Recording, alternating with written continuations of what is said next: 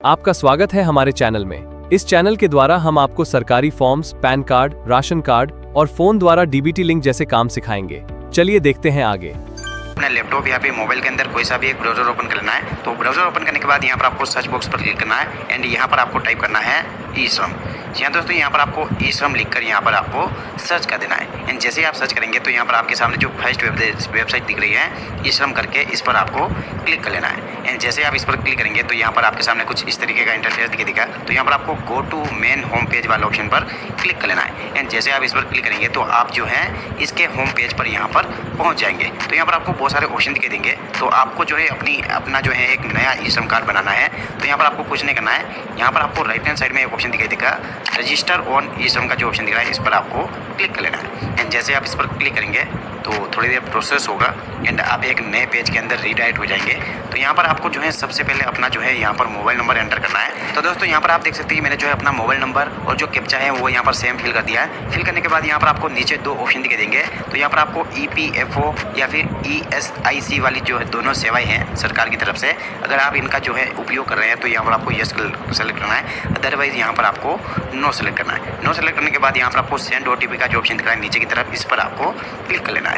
तो जैसे आप सेंड OTP वाले ऑप्शन पर क्लिक करेंगे तो आपके मोबाइल नंबर पर एक OTP जाएगा। तो वो OTP यहाँ पर आपको एंटर करना है। तो फटाफट से मैं अपना OTP यहाँ पर एंटर कर लेता हूँ। तो दोस्तों यहाँ पर आप देख सकते हैं मैंने जो है अपना OTP और यहाँ पर कैप्चा जो है वो फिल कर दिया है। फिल करने के बाद यहाँ पर आपको नीचे सबमिट वाले ऑप्शन पर क्लिक कर लेना है। एंड जैसे आप सबमिट वाले ऑप्शन पर क्लिक करेंगे तो यहाँ पर आपको अपना आधार कार्ड नंबर डालना है। तो दोस्तों यहाँ पर आप देख सकते हैं मैंने जो है अपना आधार कार्ड नंबर यहाँ पर एंटर कर लिया है। आधार कार्ड नंबर एंटर करने के बाद यहाँ पर आपको नीचे जो OTP वाला ऑप्शन है वो सिलेक्ट करना है। सिलेक्ट करने के बाद यहाँ पर आप देख सकते हैं कि मैंने जो है अपना कैप्चा भी यहाँ पर फिल कर दिया है। आपको भी अपना कैप्चा फिल करने के बाद यहाँ पर आपको नीचे ऑप्शन दिखाई देगा I am एग्री वाला जो ऑप्शन दिख रहा है, इस पर आपको टिक करने के बाद सबमिट वाले ऑप्शन पर क्लिक कर लेना है। एंड जैसे आप सबमिट वाले ऑप्शन पर क्लिक करेंगे तो आपका जो आधार कार्ड है उससे जो भी मोबाइल नंबर लिंक होगा उस पर एक OTP जाएगा।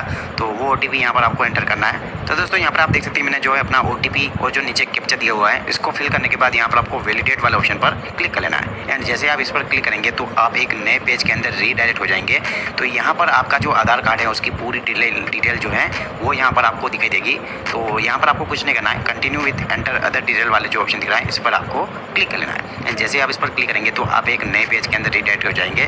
तो यहाँ पर आपको अपना मोबाइल नंबर डालना है सबसे फर्स्ट में। एंड अगर इमरजेंसी मोबाइल नंबर है, अगर आपके घर में किसी का और का भी मोबाइल नंबर आप यहाँ पर डालना चाहते हैं इमरजेंसी नंबर के रूप में, तो वो यहाँ पर आप डाल सकते हैं। डालने के बाद यहाँ पर आपको अपनी ईमेल ID और जो मेरिट स्टेटस है वो यहाँ पर आपको सेलेक्ट करना है। तो दोस्तों यहाँ पर आप देख सकते हैं मैंने जो है अपनी ईमेल ID यहाँ पर एंटर कर लिया है। ईमेल ID डालने के बाद यहाँ पर आपको मेरिट स्टेटस में यहाँ पर जो भी अनमेरिड मेरिड है वो यहाँ पर आपको सिलेक्ट करना है। सिलेक्ट करने के बाद यहाँ पर आपको फादर्स नेम और मदर्स नेम यहाँ पर एंटर करना है। तो दोस्तों यहाँ पर आप देख सकते हैं मैंने जो है अपना फादर्स नेम और मदर्स नेम यहाँ पर एंटर कर लिया है। एंटर करने के बाद यहाँ पर आपको जो है सोशल कैटेगरी यहाँ पर आपको सेलेक्ट करनी है। तो आप जो भी हैं ST ST OBC वो यहाँ पर आपको सेलेक्ट करना है। सेलेक्ट करने के बाद यहाँ पर आपको जो है चूज़ फाइल का ऑप्शन दिखाई देगा। अगर आपके पास जो है आपकी कैटेगरी आपने जो सेलेक्ट की है उसका कोई सर्टिफिकेट है तो यहाँ पर आप अपलोड कर सकते हैं। अगर आप अपलोड नहीं भी करेंगे तो भी यह जो है कोई प्रॉब्लम आने वाली बात नहीं है, आप इसको बाद में भी कर सकते हैं। करने के बाद यहाँ पर आपको ब्लड ग्रुप भी यहाँ पर आपको डालने का ऑप्शन दिखाई देगा। अगर आप जो है अपना ब्लड ग्रुप जानते हैं तो यहाँ पर आप जो है डाल सकते हैं। तो यहाँ पर मैं जो है अपना ब्लड ग्रुप यहाँ पर डाल देता हूँ। ब्लड ग्रुप डालने के बाद यहाँ पर आपको डिफ़िकल्टी एडल्ट में आपको ऑप्शन दिखाई देगा।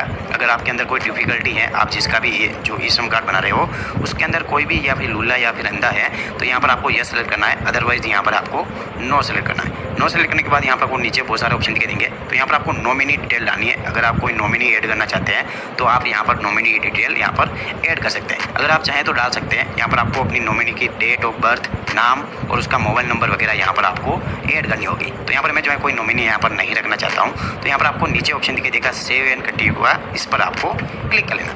एंड जैसे आप सेव एंड कंटिन्यू वाले ऑप्शन पर क्लिक करेंगे तो यहाँ पर आप देख सकते हैं रेसिडेंटल डिटेल यहाँ पर आपको एंटर करनी है। तो यहाँ पर आपका होम और यहाँ पर आप देख सकते हैं स्टेट वगैरह यहाँ पर आपको सेलेक्ट करना है। तो सबसे पहले हम जो है अपना जो है स्टेट यहाँ पर सेलेक्ट कर लेते हैं। तो स्टेट यहाँ पर हम जो है सेलेक्ट कर लेते हैं। सेलेक्ट करने के बाद यहाँ पर आपको डिस्ट्रिक्ट सेलेक्ट करनी है, आपके स्टेट के अंदर कौन सी आप डिस्ट्रिक्ट में रहते हैं। डिस्ट्रिक्ट सेलेक्ट करने के बाद यहाँ पर आपको स्टेट स्पेसिफिक ID अगर आपको पता है तो यहाँ पर आप डाल सकते हैं। बाकी इसको कोई भी जो है कोई ज़रूरत नहीं है, इसको यहाँ पर आपको खाली छोड़ देना है। खाली छोड़ने के बाद यहाँ पर आप देख सकते हैं करंट एड्रेस यहाँ पर आपको मांग रहा है। तो आपके आधार कार्ड में जो भी आपका जो एड्रेस है, करंट एड्रेस अभी आप कहाँ पर रह रहे हो वो यहाँ यहाँ पर आपको डालना है। अगर आप अपने घर से दूर रह रहे हो तो आपको वो वाला एड्रेस वहाँ पर आपको एंटर करना होगा, और अगर आप अपने घर पे ही रह रहे हो तो यहाँ पर आपको रूरल वाले ऑप्शन पर क्लिक कर लेना है। एंड अगर आप किसी सिटी में रह रहे हो तो यहाँ पर आपको अर्बन सेलेक्ट करना है। तो यहाँ पर आप देख सकते हैं मैंने जो अपनी डिटेल यहाँ पर एंटर कर लिया है। यहाँ पर मेरा स्टेट, डिस्ट्रिक्ट, जो भी गांव है और जो भी पिन कोड है वो यहाँ पर आपको डाल देना है। डालने के बाद यहाँ पर आपको नीचे पूछा जाएगा कि आप जो अभी आपने जो लोकेशन यहाँ पर डाली है वहाँ पर आप कितने सालों से वहाँ पर रह रहे हो। यानी कि अगर आप शुरू से ही वहाँ पर रह रहे हो तो यहाँ पर आपको मोर देन 25 ईयर या फिर 20 ईयर जो भी आपका है वो यहाँ पर आप डाल सकते हैं। तो यहाँ पर मैं जो है यहाँ पर सेलेक्ट कर लेता हूँ। सेलेक्ट करने के बाद यहाँ पर आपको परमानेंट एड्रेस में जो आपने ऊपर एड्रेस डाला है वही वाला एड्रेस यहाँ पर आपको डाल देना है। तो फटाफट से सेम एड्रेस में यहाँ पर डाल देता हूँ। एड्रेस डालने के बाद यहाँ पर आपको सेव एंड कंटिन्यू का जो नीचे ऑप्शन दिख रहा है इस पर आपको क्लिक कर लेना है। एंड जैसे आप इस पर क्लिक करेंगे तो यहाँ पर आपको एजुकेशनल क्वालिफिकेशन का जो है ऑप्शन यहाँ पर आपको दिखाई देगा। तो आपकी जो भी एजुकेशन क्वालिफिकेशन है वो यहाँ पर आपको डालनी है।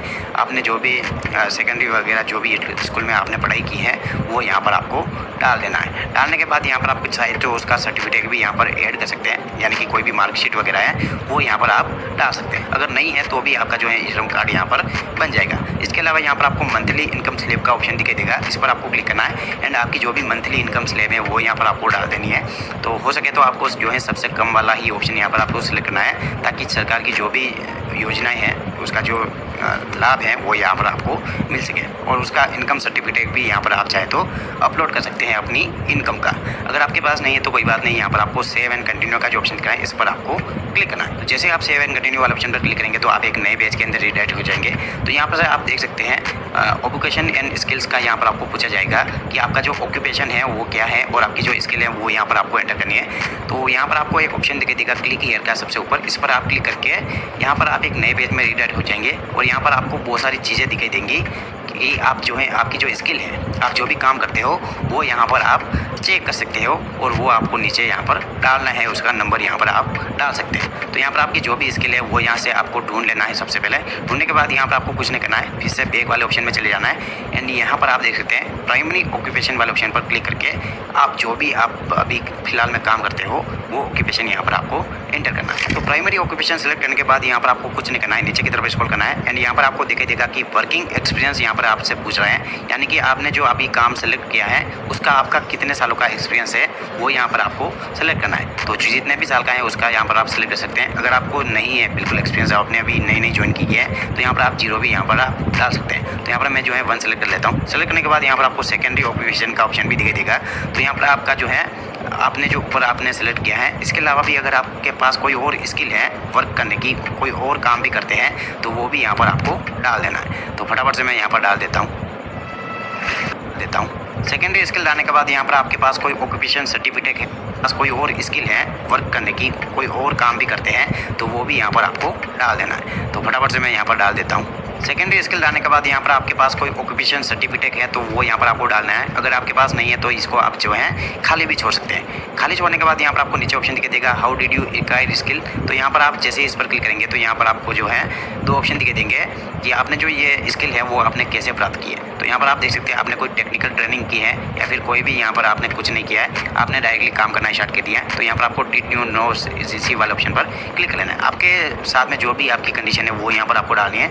आपने जो सब स्किल डाली है तो यहाँ पर आपने जो सब स्किल है वो आपने कैसे प्राप्त की है वो यहाँ पर आपको डालना है। आपने खुद ने सीखी है या फिर किसी अदर जगह पर जाकर आपने जो ट्रेनिंग है वो यहाँ पर एक्वायर की है। तो आप चाहे तो डाल सकते हैं। मैंने जो है सेल्फ लर्निंग की है तो यहाँ पर मैं जो है सेल्फ लर्निंग वाले ऑप्शन पर क्लिक कर लेता हूँ। क्लिक करने के बाद यहाँ पर आपको इंटरेस्ट ऑफ स्किल अपग्रेड का ऑप्शन दिखेगा। अगर आपने जो अपनी स्किल है उसको अपग्रेड करना चाहते हैं तो यहाँ पर आपको to receive format technical training वाले ऑप्शन पर क्लिक करना है। क्लिक करने के बाद यहाँ पर आपको नीचे ऑप्शन दिखेगा सेव एंड कंटिन्यू का, इस पर आपको क्लिक कर लेना है। एंड जैसे आप इस पर क्लिक करेंगे तो यहाँ पर आपको अपनी बैंक डिटेल डालने का ऑप्शन दिखाई देगा। तो यहाँ पर आपको अपनी जो भी बैंक डिटेल है वो यहाँ पर आपको डाल देनी है। ऐसा इसलिए क्योंकि आपके जो भी सरकार की तरफ से जो भी पैसा वगैरह कुछ भी मिलता है वो आपके डायरेक्टली बैंक में यहाँ पर ट्रांसफ़र कर दिया जाएगा। तो फटाफट से मैं अपनी बैंक डिटेल यहाँ पर डाल देता हूँ। तो दोस्तों यहाँ पर आप देख सकते हैं मैंने जो अपनी बैंक डिटेल यहाँ पर ऐड कर लिया है। बैंक का account number, bank holder name और जो IFSC कोड है वो यहाँ पर आपको डाल देना है। डालने के बाद यहाँ पर आपको एक ऑप्शन दिखाई देगा सर्च वाला IFSC कोड के सामने, इस पर आपको क्लिक कर लेना है। एंड जैसे आप इस पर क्लिक करेंगे तो आपकी जो बैंक नेम और जो ब्रांच नेम है वो ऑटोमेटिकली यहाँ पर आपको नीचे दिखाई देगा। बैंक डिटेल डालने के बाद यहाँ पर आपको सेव एंड कंटिन्यू का जो ऑप्शन दिख रहा है नीचे की तरफ, इस पर आपको क्लिक कर लेना है। एंड जैसे आप सेव एंड कंटिन्यू वाले ऑप्शन पर क्लिक करेंगे तो आपने जो भी अभी तक फॉर्म में जो अपनी डिटेल ऐड की है वो यहाँ पर आपको दिखाई देगा। तो यहाँ पर आप एक एक चीज़ जो है वो यहाँ पर आपको ध्यान से चेक कर लेना है। कोई भी जो आपने इन्फॉर्मेशन डाली है वो अगर गलत है तो आप उसको जो है एडिट भी कर सकते हैं, नीचे आपको ऑप्शन मिल जाएगा। तो यहाँ पर आपको ध्यान से जो भी डिटेल आपने यहाँ पर ऐड की है वो यहाँ पर आपको एक एक करके यहाँ पर पूरा जो है यहाँ पर चेक कर लेना है। चेक करने के बाद यहाँ पर आप नीचे ऑप्शन देख सकते हैं, यहाँ पर आप चाहे तो इसको एडिट भी कर सकते हैं अगर कोई इन्फॉर्मेशन गलत दिखाई दे रही है। एडिट करने के बाद यहाँ पर आपको एक ऑप्शन दिखाई देगा, अंडरटेक वाला ऑप्शन दिख रहा है, इस पर टिक करने के बाद सबमिट का जो ऑप्शन दिख रहा है नीचे, इस पर आपको क्लिक कर लेना है। एंड जैसे आप सबमिट वाले ऑप्शन पर क्लिक करेंगे तो थोड़ी देर प्रोसेस होगा एंड इसको कंप्लीट होने देता है। एंड जैसे ही ये प्रोसेसिंग कंप्लीट होगी तो यहाँ पर आपका जो ई श्रम कार्ड है वो यहाँ पर आपको सामने दिखाई देगा। यहाँ पर आप देख सकते हैं हमारा जो ई श्रम कार्ड है वो यहाँ पर पूरी तरीके से क्रिएट हो चुका है। एंड यहाँ पर आपको एक ऑप्शन मिल जाता है डाउनलोड यूएन कार्ड वाला, इस पर आप जैसे क्लिक करेंगे तो आपका जो कार्ड है वो आपके गैलरी में डाउनलोड हो जाएगा। तो यहाँ पर आप देख सकते हैं हमारा जो है ई श्रम कार्ड यहाँ पर पूरी तरीके से बन चुका है। एंड यहाँ पर आप देख सकते हैं कंप्लीट रजिस्ट्रेशन का जो ऑप्शन दिख रहा है नीचे, इस पर आपको क्लिक कर लेना है। तो दोस्तों कुछ होंगी। वीडियो को पूरा देखने के लिए धन्यवाद। आप बेल आइकन को दबाएं और हमें सब्सक्राइब करें। इसी तरह हम आपको मदद करेंगे सरकारी फॉर्म या अन्य सरकारी कागजों को इस चैनल में वीडियो देखते रहें।